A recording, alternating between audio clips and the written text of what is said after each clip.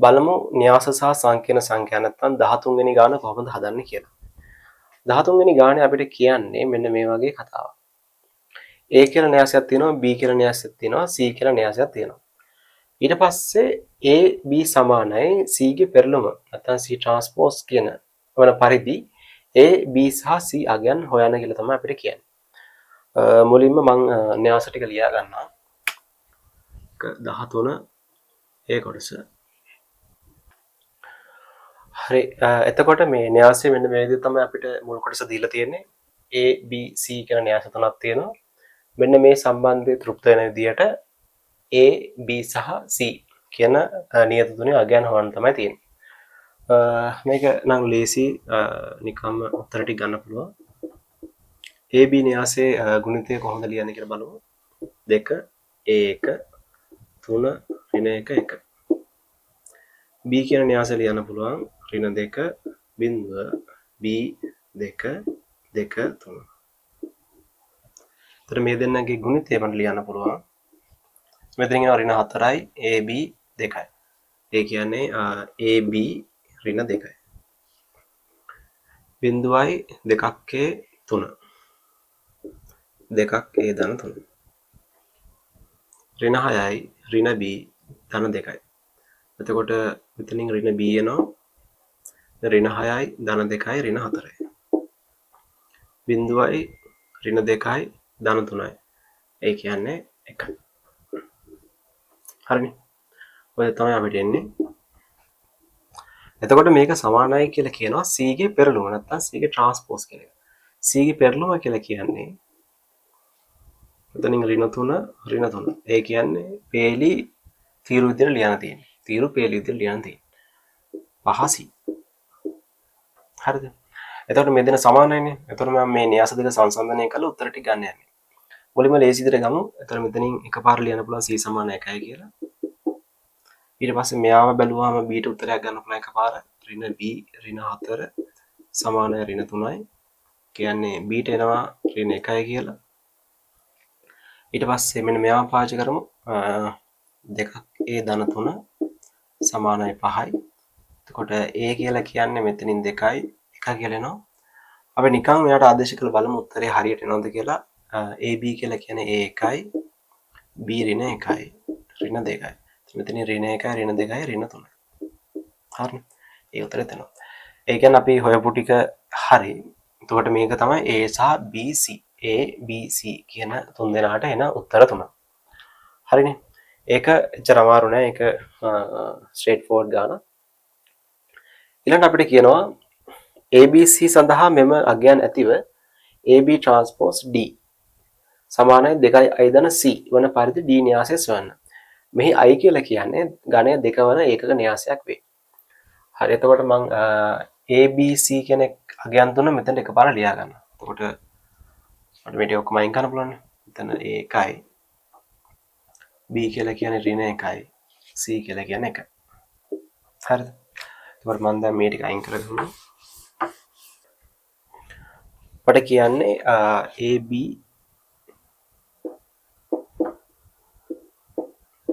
T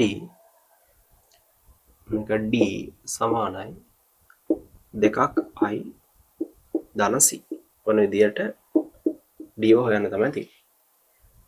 හරිද? හරි. එතකොට මම මේක කරන්නේ කොහොමද? දැන් ගානේ පටන් ගද්දි කිව්වා AB කියලා කියන්නේ C ගේ පෙරළුම් න්‍යාසය. ඒ කියන්නේ මට ලියන්න පුළුවන් AB කියන එක්කෙනාව C පෙරළුම කියලා. T D සමානයි 2ක් I ධන C. එතකොට පෙරළුම කියලා කියන්නේ ආපහු පාරක් එන්නේ C න්‍යාසෙම තමයි. CD සමානයි 2ක් I ධන C. දැන් D ව මම උක්ත කරගන්න කියන්නේ මේ න්‍යාසය D ව තනි කරගන්න ඕන නිසා මෙයාගේ මේ පැත්ත මම C ඉන්වර්ස් එකෙන් වැඩි කරනවා. එතකොට න්‍යාසවල නීතියක් තියෙනවා. අපි කියන්නේ මොකක් හරි න්‍යාසයකින් වැඩි කරනවා නම් කියන්නේ ඉස්සරහින් වැඩි කරන්නේ සමාන ලකුණේ මේ පැත්තෙත් අපි එයාව ඉස්සරහින් තමයි වැඩි කරන්න ඕනේ. 2ක් I ධන C. හරිනේ. එතකොට මේ දෙන්න ගුණ නම් I එනවා. I වතාව D කියලා කියන D. එතකොට එතනින් එනවා C ඉන්වර්ස් 2යි I ධන c. එතකොට මෙන්න මේ දෙන්නව ගුණ කරාම දෙක i එකත් එක්ක c ඉන්වර්ස් ගුණ කරාම c ඉන්වර්ස් කියලා එනවා. දෙකේ ඉලක්කම නියතයිනේ එයාව එළියට ගන්න පුළුවන්. ඊට පස්සේ c ඉන්වර්ස් එක වැඩි වුණාම i කියලා එනවා. හරිනේ. එතකොට මට තියෙන්නේ c ඉන්වර්ස් එකයි i එක එකතු කරගන්න විතරයි. දැන් මම මුලින්ම කරන්න ඕනේ c ඉන්වර්ස් න්‍යාසය පවතිනවද කියලා හොයාගන්න ඕනේ. c ඉන්වර්ස් පවතිනවද කියලා හොයන්න මට මුලින්ම det එක හොයාගන්න ඕනේ. det c එක හොයාගන්න ඕනේ. det c කියලා කියන්නේ මේ දෙන මෙයාගේ ගුණිතය කියන්නේ ඍණ 3යි ඍණ මේ දෙනයි ගුණිතය කියන්නේ ඍණ 15යි. මෙතනින් එනවා කියන්නේ මොකක් හරි උත්තරයක් එනවනේ. කියන්නේ බිඳුව නොවන අසමාන බිඳුව. ඒ කියන්නේ බිඳුව නොවන උත්තරයක් එනවනේ. ඒ කියන්නේ c ඉන්වර්ස් පවතිනවා. එතකොට c ඉන්වර්ස් ලියන්න පුළුවන් මට එක බෙදීම det c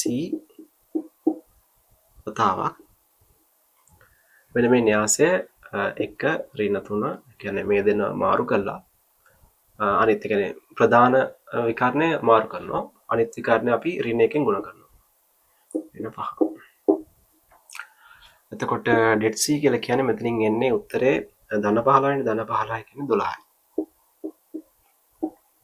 1 ඍණ 5 3 ඍණ 12 ඍණ 3.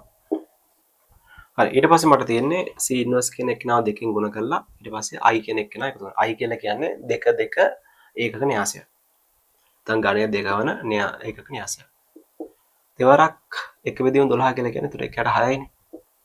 1ට 6යි 1 ඍණ 5 3 ඍණ 3 ධන 1 බිඳුව 1 මේ තමයි අපි ඒකක න්‍යාසයක් ලියන්නේ.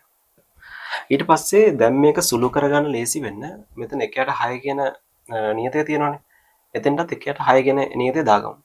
ඒක දාද්දි මෙයාලා 6න් වැඩි වෙනවා. ඒ කියන්නේ මෙන්න මේ වගේ 1ට 6 1 3 ඍණ 5 ඍණ 3 ධන 1ට 6 6 බිඳුව 6. හරිනේ. ඒතර මේකේ වෙනසක් නැහැ. දැන් මට ලියන්න පුළුවන් 1ට 6 වතාවක් නැත්තම් එන න්‍යාසය වෙන්නේ මේ දෙන එකතුව 7යි. ඊට පස්සේ මේ දෙන එකතුව 3යි. මේ දෙන එකතුව ඍණ 5යි.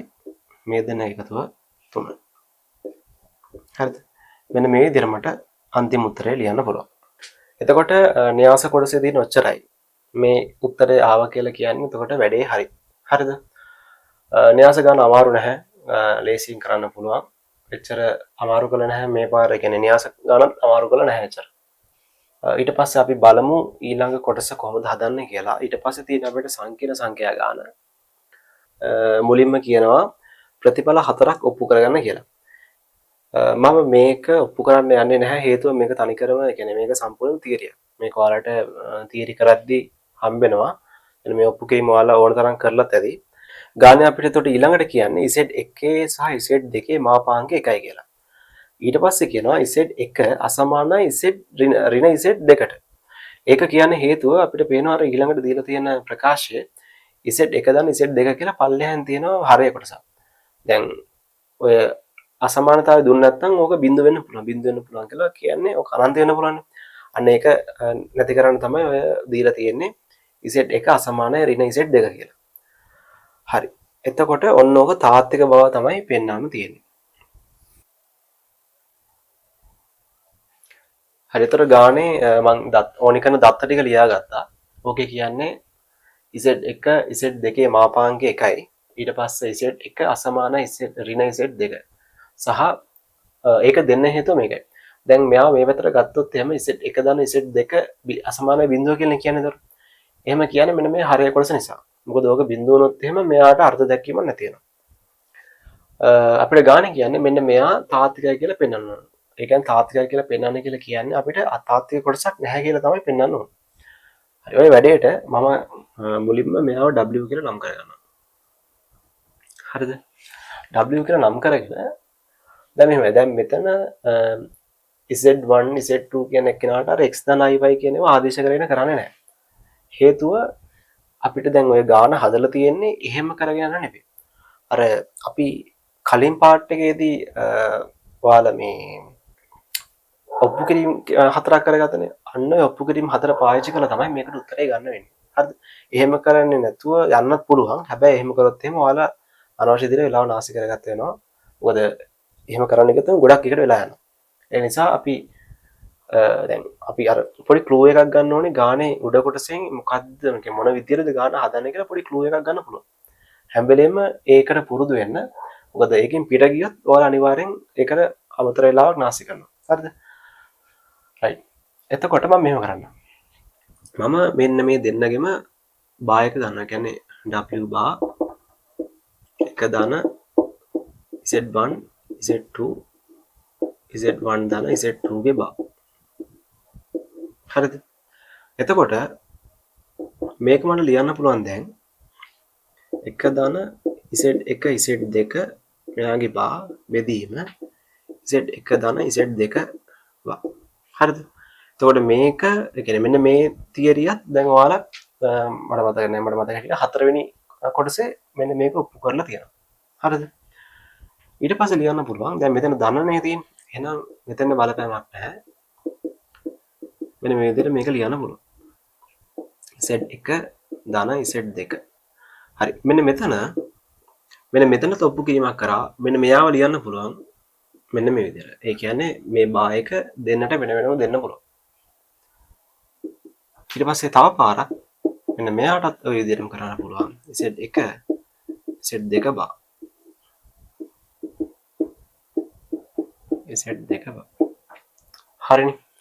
අපි ඔප්පු කරගත්ත ප්‍රතිඵල වලින් කොටසක් දැන් පාවිච්චි කරා. ඒ කියන්නේ බෙදීමට අදාළ ප්‍රතිඵලය පාවිච්චි කරා. ඊට පස්සේ එකතු කිරීමට අදාළ ප්‍රතිඵලය පාවිච්චි කරා.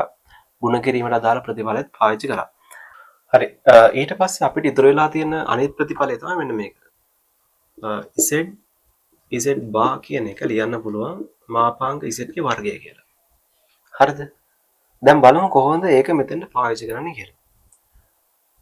ඊටු ටික මම මෙතනින් ලියන්නම් සමානයි. එක ධන z bar කියන එක නා ලියන්න පුළුවන් මට z ගේ මාපාංකයේ වර්ගය බෙදීම z කියලා. එතකොට z1 ගේ මාපාංකය වෙන එකයිනේ. එතකොට මට ලියන්න පුළුවන් එක බෙදීම z1 කියලා. පැහැදිලි නේද? මොකද z කියන්නේ මේ z1 හෝ z2 කියන දෙන්නටම එයාගේ මාපාංකය එකයි. එතකොට මෙතන වෙන්නේ එකේ වර්ගයනේ. ඒ කියන්නේ z bar සමාන 1. එතකොට z bar 1 කියලා එක ලියන්න පුළුවන් එක බෙදීම z1 කියලා. ඔය විදිහටම එක බෙදීම z2 බෙදීම එක බෙදීම z1 ධන එක බෙදීම z2. දැන් මෙයාලා පොදු හරයක් දාලා ලියාගමු. z1 z2 z1 ධන z1 z2 ධන එක බෙදීම z1 z2 z1 ධන z2 ඔය විදිහට එන්නේ. එතකොට මෙයාට මෙයා වයින් වුණාම එනවා මේක ලියන්න එක ධන z1 z2 මෙතනින් එනවා z1 ධන z2 කියලා. හරි. මේක බැලුවාම ඔයාලට පේනවද අපි පටන් ගත්තේ උතනින් w කින් පටන් ගත්තා. ඒ කියන්නේ මට මේක ලියන්න පුළුවන් w කියලා. හරිද? ඒත් දැන් මේ හැබැයි දැන් මෙතන පේනවද මම w කින් පටන් ගත්තට w bar තමයි ඊළඟට ලිව්වේ. ඒ කියන්නේ w bar සමානයි w. මේකේ තේරුම මොකද්ද? මේකේ තේරුම මේ සංකීර්ණ සංඛ්‍යා දෙකේ එකක ප්‍රතිපදය අනිත් එක්කෙනාට සමානයි. ප්‍රතිපදය අනිත් එක්කෙනා සමානයි. ඔයගොල්ලෝ උදාහරණයක් කිව්වොත් එහෙම හිතන්න. z සමානයි x ධන iy කියලා දෙනවා. එතකොට z bar කියන්නේ මොකද්ද? x ඍණ iy වෙන්න ඕනි. හරිද? ඔක හරියට මෙහෙම හිතන්න w කියලා කියන්නේ මෙයා w bar කියලා කියන්නේ මෙයා. එතකොට මෙන්න මේ දෙන සමාන වෙන්න නම් මොකද වෙන්න ඕනි? මෙන්න මේකේ මෙන්න මේ කොටස අයින් වුණා නම් මේ දෙන සමාන වෙනවනේ නිකන්. x කියන එකෙන් අතාත්තික කොටස විතරයි ඉතුරු වෙන්නේ. අතාත්තික කොටස අයින් වෙලා යනවා. මොකද අතාත්තික කොටස තිබ්බොත් එහෙම එක්කෙනෙක්ට ධන තියෙන අනිත් එක්කෙනා ඍණ තියෙන. හරිනේ. එතකොට මෙන්න මේ සංකීර්ණ සංඛ්‍යා දෙක සමානයි කියලා කියන්නේ මම ඔබ ලිව්වොත් එහෙම x ධන iy සමානයි x ඍණ iy නම් එතකොට x අයින් වෙලා මෙතනින් එනවා බිඳුව සමානයි iy දෙකක් iy. එතකොට මෙතන i කියන එක බිඳුව වෙන්නේ නැහැ කොහොමද? ඒ කියන්නේ y සමානයි බිඳුව. y සමානයි බිඳුව වෙනවා කියලා කියන්නේ අතාත්තික කොටස බිඳුව වෙනවා. කියන්නේ තාත්වික කොටස විතරයි ඉතුරු වෙන්නේ. ඒ කියන්නේ එහෙනම් මොකද්ද මේකේ තේරුම? z සමානයි z බා සමානයි x කියන එක. මේකේ හැටියට මෙන්න මේකේ තේරුම මෙයා මේ තියෙන්නේ තාත්වික කොටසක් විතරයි. හරියට මෙන්න මේ වගේ. මෙන්න මේ වගේ තාත්වික කොටසක් විතරයි මෙතන තියෙන්නේ. ඔන්න ඕක තමයි මෙතන සරල තේරුම වෙන්නේ. හරිද? ඊට පස්සේ බලමු අපි සංකීර්ණ සංඛ්‍යාවල දෙවෙනි කොටස කොහොමද හදන්නේ කියලා. C part එකේ තියෙනවා ගාණක්. මුලින්ම මේ ගාණ ලියා ගන්න බෝඩ් එකේ. ගාණ ලියාගෙන ඊට පස්සේ අපි බලමු කොහොමද හදන්නේ කියලා.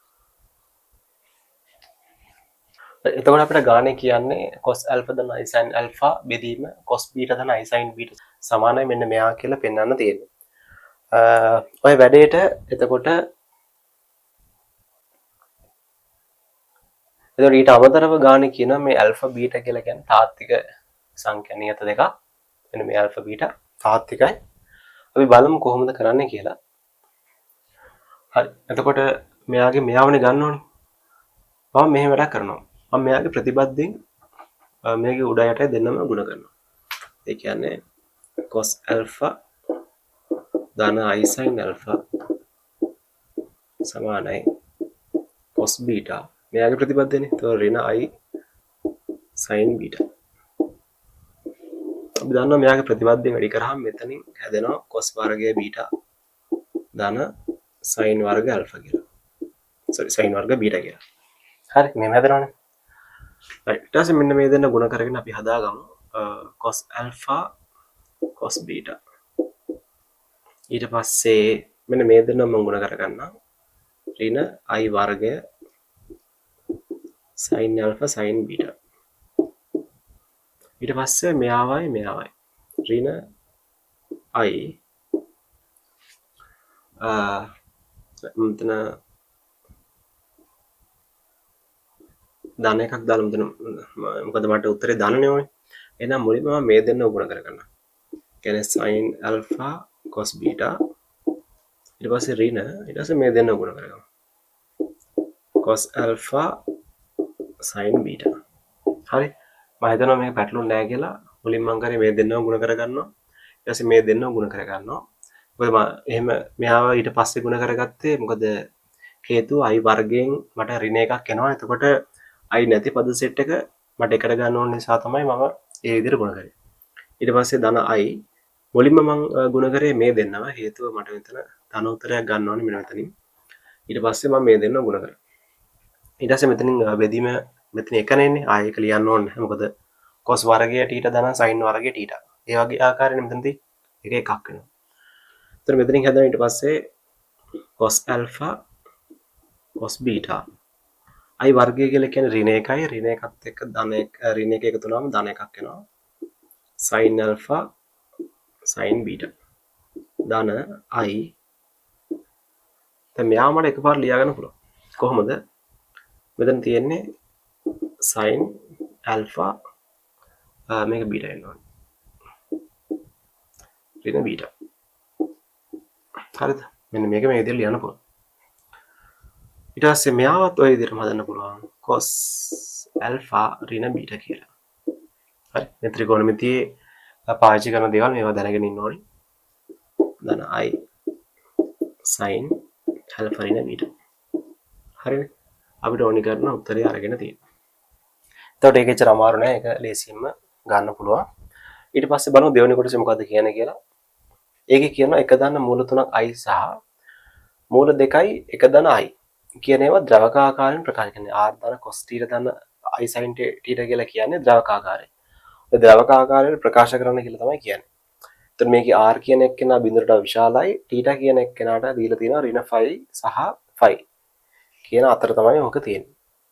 ඔතන පොඩි ප්‍රශ්නයක් ඒ වලට මේ θ අර්ථ දක්වලා තියෙන විදිය ඍණ 5 θ මෙන්න මෙහෙම තමයි තියෙන්නේ.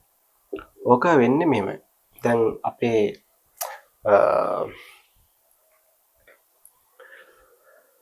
මේ ආගන්තලේ තියෙනවනේ.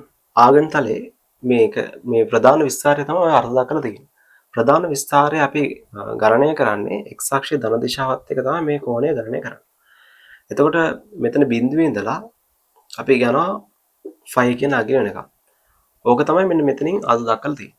එතකොට 5 අරන් තියෙන්නේ මෙන්න මේ අවස්ථාවේදී අපි 5 කියන එක ගණන් කරනවා. ඊට පස්සේ ඍණ පැත්තෙන් යද්දී ඕක මේ 5 කියන එක්කෙනාව ආවව පාරක් ගණන් කරන්න අවශ්‍ය නැහැ නේද? එකපාරක් අපි 5 කියන එක්කෙනාව සලකලා නැති.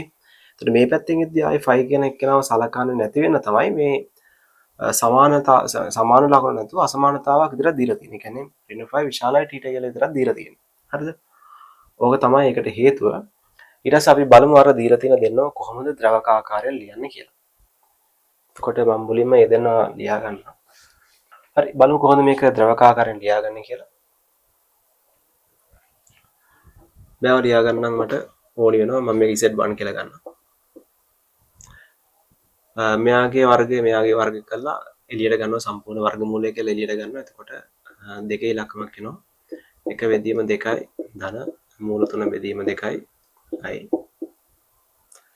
ඊට පස්සේ මෙතනින් එනවා 2යි. මෙතනින් එන cos මෙතනින් එන sin. එතකොට cos භාගය වෙන්නත් ඕනේ sin මූල 3 බෙදීම 2 වෙන්නත් ඕනේ. ඒතර ඔකට ගැලපෙන්නේ cos කියන්නේ 5 බෙදීම 3 කෝණය තමයි ඔකට ගැලපෙන්නේ. i sin 5 බෙදීම 3. ඒතර මේකේ r සමානයි 2යි θ සමානයි 5 බෙදීම 3. ඔය විදිහට මේක Z2 කියලා දැම්මොත් එහෙම මේක ලියන්න පුළුවන්. මූල දෙක තියෙනවා. ආයපව පාරක් මේ ඇතුලේ තියෙන එකනවා මෙයා වගේ හදා ගන්නවා. ඒ කියන්නේ මෙතන 1යි මූල දෙකක් තමයි ආපහු එළියට එන්නේ. එක බෙදීම මූල 2යි ධන i එක බෙදීම මූල 2යි. එතකොට මේ මූල දෙකත් එක්ක මෙයා දෙකේ ඉලක්කමක් එනවා. මෙතනින් එනවා මූල 2. ඒ කියන්නේ sin 45 cos 45 තමයි ඔක වෙන්නේ. cos 5 බෙදීම 4 ධන i sin 5 බෙදීම 4. එතකොට මේකේ r සමානයි 2යි θ වෙන්නේ 5 බෙදීම 4යි. හරිනේ. ඊට පස්සේ අපි බලමු ඊළඟ කොටසේ මොකක්ද අහන්නේ කියලා. ඔමේගාට අපිට දීලා තියෙන ගන්න කියලා එකක්. ඊට පස්සේ ඔමේගාගේ මාපාංක එකක් සහ විස්තරය 5 බෙදීම 12 බව පෙන්වනවා. හරි. එතකොට ඔමේගාට ගන්න කියලා තියෙනවා මේ දෙන්නගේ බෙදීම.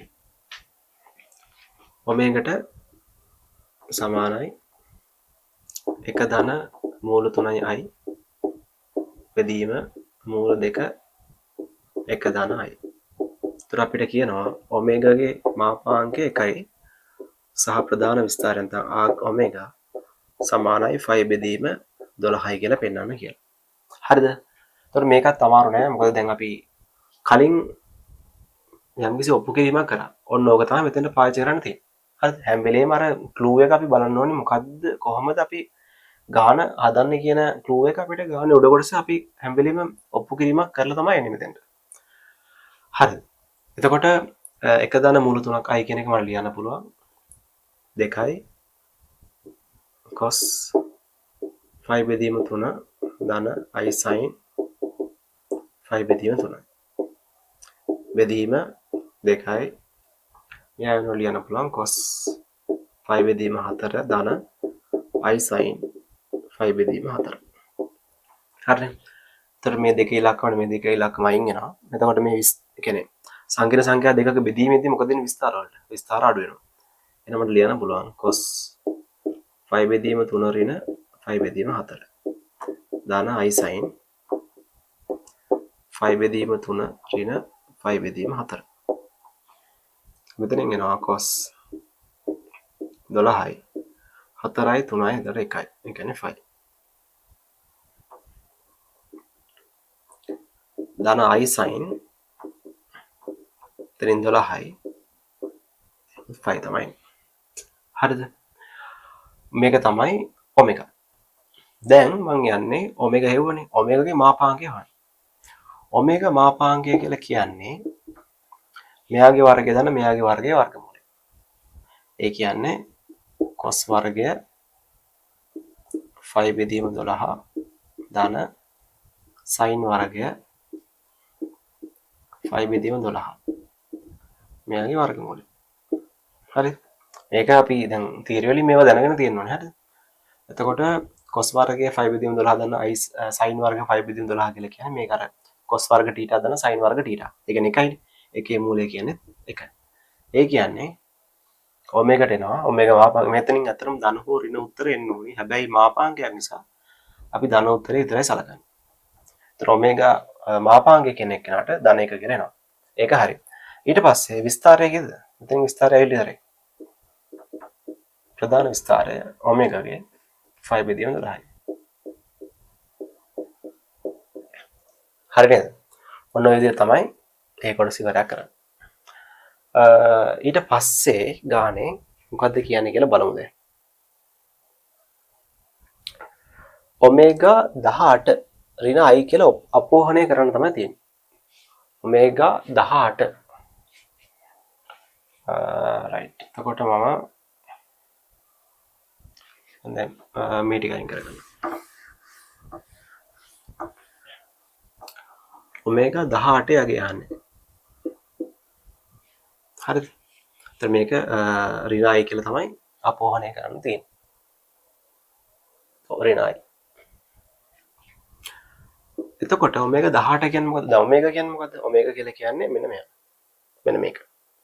එතකොට මට ලියන්න පුළුවන් cos 5 බෙදීම 12 ධන i sin 5 බෙදීම 12. මෙයාගේ 18 වෙනි බලය. ඊට පස්සේ අපි දන්නවා මූව ප්‍රමේය කියලා එකක් තියෙනවා. මූව ප්‍රමේයද කියන්නේ මෙන්න මෙතනින් බලයක් තියෙනවා නම් අන්න ඒක මේ විස්තර ඒ කියන්නේ මෙන්න මේ බලයෙන් මේ විස්තර ගුණ කරලා අපිට ලියන්න පුළුවන්. ඒ කියන්නේ cos 18යි 5 බෙදීම 12. ධන i sin 18ක් 5 බෙදීම 12. කියන්නේ මේ බලය කෙලිම මේ අතුරු දාලා එහෙම ලියන්න පුළුවන් මේක. හරිද? ඒක තමයි මූව ප්‍රමේය කියන්නේ. එතකොට මෙතනින් හැදෙනවා cos 6 බෙදන්න පුළුවන් නේ. 3ක් 5 බෙදීම 2යි. ධන i sin 3ක් 5 බෙදීම 2යි. මෙතනින් හැදෙනවා cos 5 3ක් 5 බෙදීම 2 කියලා කියන්නේ ඒ කියන්නේ අංශක ඔය කියන්නේ 90යි එක 270 ගන්න කියන්නේ 270 කියලා කියන්නේ cos කෝණේ බිඳුව වෙනවා sin කෝණේ එකක් කියලා එනවා ඍණ එකක් කියලා එනවා. ඒතර i ඍණ 1යි. ඒ කියන්නේ ඍණ i. හරිනේ. sin 270 කියලා කියන්නේ ඍණ 1යි. cos 270 බිඳුවයි. උතරින් අපිට ඔමේගා 18 උත්තරේ ගන්න පුළුවන්. එතකොට මේ විදිහට තමයි සංකීර්ණ සංඛ්‍යා ගාන හදලා ඉවර කරන්නේ.